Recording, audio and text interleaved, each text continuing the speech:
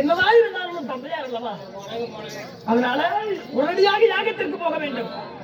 அங்கு வழியா வழி நடந்து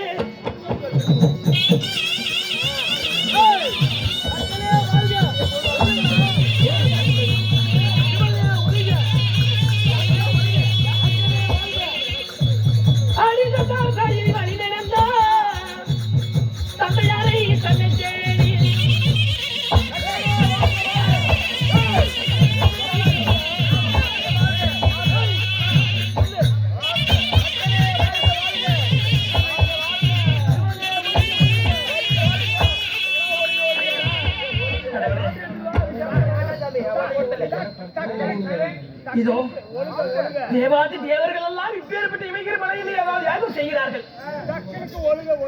என் தந்தையார் ஒரு வார்த்தை எனக்கு அழைப்பு விடுக்கவில்லையே. தந்தையார் அழைத்து பார்ப்போம்.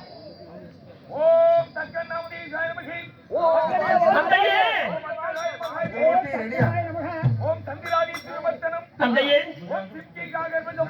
நாளைக்கு ஒரு வீடு கிரகவரத்து பண்ணு. தேவாதி தேவர்களே, யாருமே கண்டெடுத்து பார்க்கவில்லை. தந்தையே, என் தந்தையே சக்கராஜா, என் அப்பா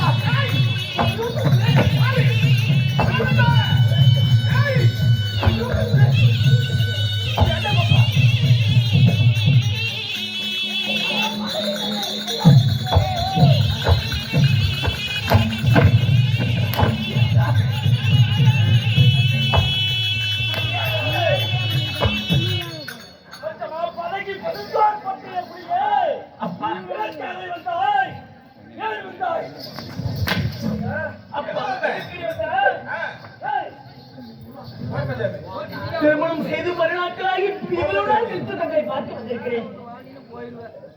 என்னை ஏன் பார்க்க வந்தான்னு கேட்கிறீங்களே? அப்பா என்ன கூட்டம்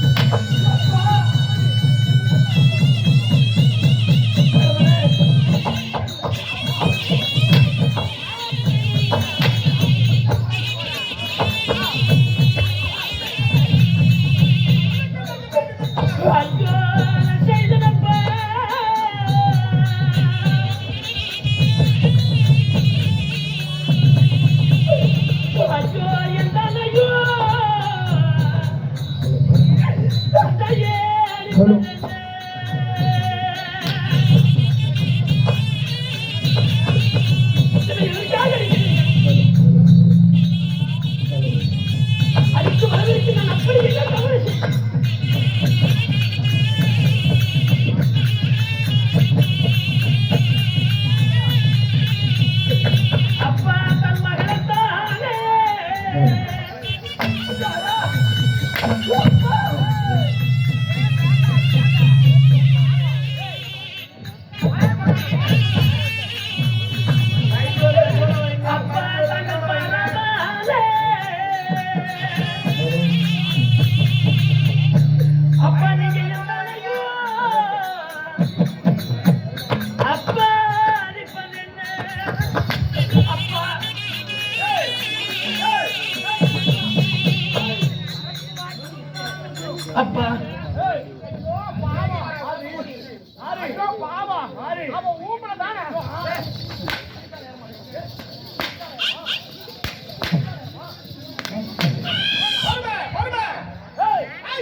அப்பா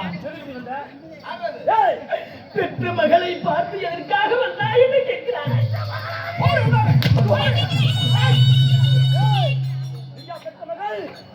அப்பா தங்களுக்கு வரமா வரம் கிடைத்த தவத்தினாலே இந்த தாட்சாயியாக ஜென்மத்திலே நான் பிறந்திருந்தாலும் நான் உங்கள் மகள் அல்லவா? அப்பா பெற்ற மகள் என் குலத்தையா கேட்க வந்த அப்பா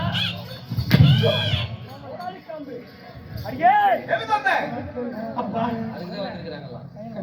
எதற்காக தியாகம் செய்கிறீர்கள்?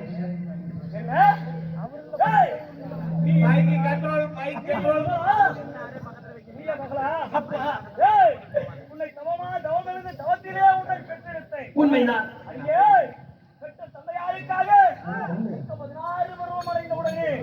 உனக்கென்று நல்ல வரனை தேடி நான் திருமணம் செய்யலாம் என்று எண்ணிக்கொண்டிருந்தேன். அப்பா எனக்கு துரோகம் செய்து அப்பா பஞ்சமா பாதகன் கைரமலைய தீயானே அப்பா எல்லாம் புசிக்கிட்டு தந்தையே பித்தன் அவன் ஒரு சித்தன் தந்தையே தந்தையே பாம்பாட்டிய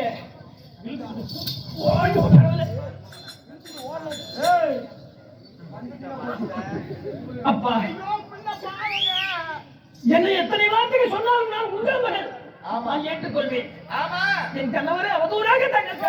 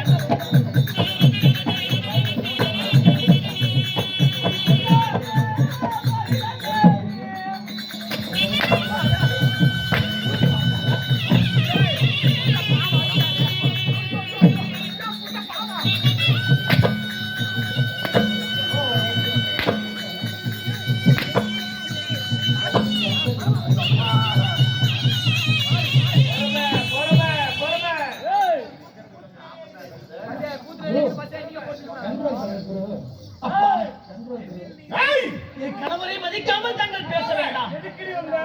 அத்தனை தேவாதி தேவர்களுக்கும் அழைப்பு கொடுத்தீர்கள், எங்களுக்கு மட்டும் ஏன் அழைப்பு கொடுக்கவில்லை? 30 தேவர்கள் முதல் தேவராக விளங்குவார் என் கணவர். 84 லட்சம் தேவராசிகளுக்கும் உண்பதற்கும் உணவை கொடுத்து படியிருக்கவரே அந்த ஒன்னானப்பட்ட ஈசன் என் கணவர். மூதேவி நாய யாருகிட்ட பேசுற? அங்கே முதல் கடவுள் அந்த முதல் கடவுள் உனக்கு வேணாம முதல் கடவுளா இருக்கலாம். அடியே இந்த அகிலத்திலே அவனை நான் விடுவனா? இனிமேலும் என்னை இணைத்தவன் உலகில் வைப்பேனா? சகல தேவரும் சேர்ந்து இன்னும் ஒரு சில நாளிலே உன் கணவனை உண்டில நான் சிக்கிறேன். இறுதி முறையாக கேட்கிறேன், இந்த வேள்வியாகத்தை தற்போது நிறுத்த முடியுமா? முடியாது. உனக்கு நான் அழைப்புட்டனா? கிடையாது. அழைப்புட்டனா? சகல தேவர்களையும் வந்திருக்கும் போது உனக்கு நான் அழைப்புட்டனா? மலையாள வீட்டுல நுழையாம எழுதி வந்த என் தந்தையார் வீடு ஏழாவதை மிதிக்க கூடாது உனக்கு தெரியுமா? அப்பா எதுக்கு வந்த? தந்தையார் வீட்டுக்கு தயங்கி போக கூடாது என்பதற்காக யாருமே சொல்லாமல் வந்தது என் தவறுதான். என் மூக்கையார் கூட போலவனி. அப்பா அந்த நடந்ததையெல்லாம் சொல்லி காட்ட வேண்டாம். இறைவனோடு விதிப்படி இறைவனோடு ஒன்று சேர்த்து விட்டேன். இன்று நீங்கள் என்னை மறுவார்த்தை பேச வேண்டாம். இதோ இறுதியாக தியாகத்தை தாங்கள் நிறுத்த முடியாது.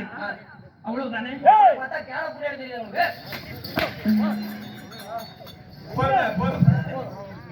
ஏய், இதோ இந்த பாருடி.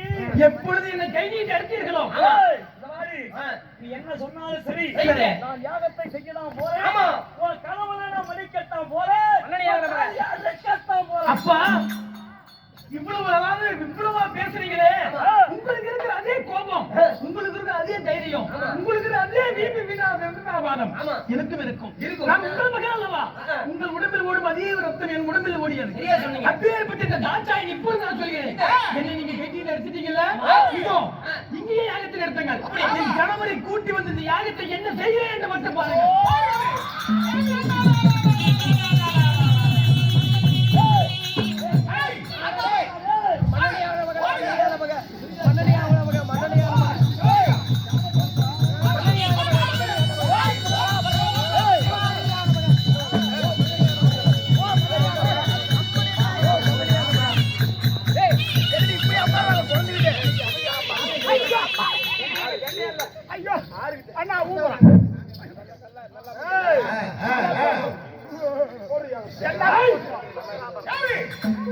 என்னை மதிக்காமல் சென்றால் அந்த தாத்தாயினை எனக்கு மரியாதை கொடுக்காத இடத்துக்கு அவ்வளவு தூரம் நான் சொல்லி என் பேச்சுக்கு கேட்காமல் போய்விட்டார் வந்தாலும் என் முகத்தில் விழிக்கப்படாது வருகின்ற சத்தம் கேட்கிறது வா வந்து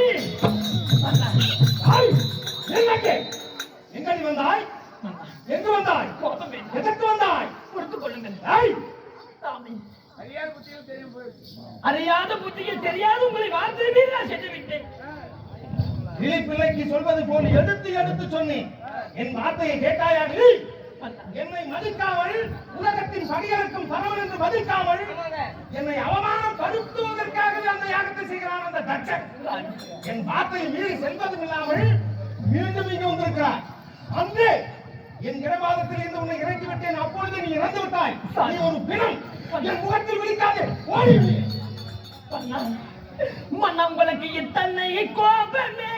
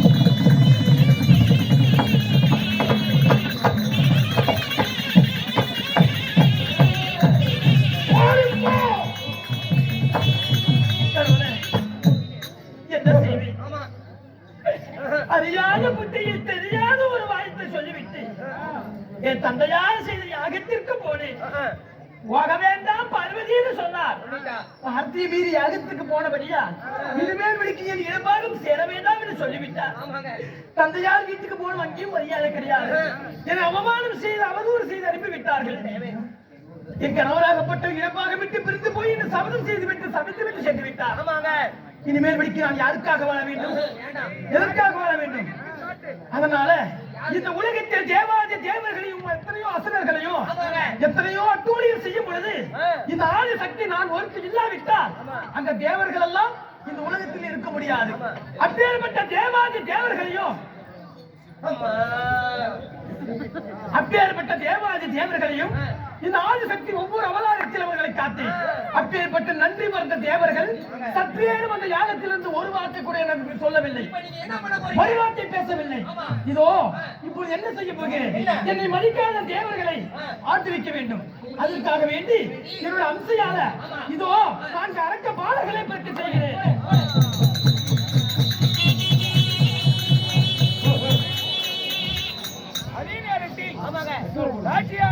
சாட்சியாகப்பட்டவள் அவ்வாறு கோபம் கொண்டு ஓம் சக்தியின் அவதாரமாகப்பட்ட நான் என்னால் தேவர்கள் பிறந்தார்கள் தேவர்கள் என்று தேவர்களுடைய அகங்காரத்தை அளிப்பதற்காக 4 அரக்கர்களை உண்டாக்க, அதாவது சிங்கமுகாசூரன், புலிமுகாசூரன், கரடிமுகாசூரன், யானைமுகாசூரனை படைக்கு யானைமுகா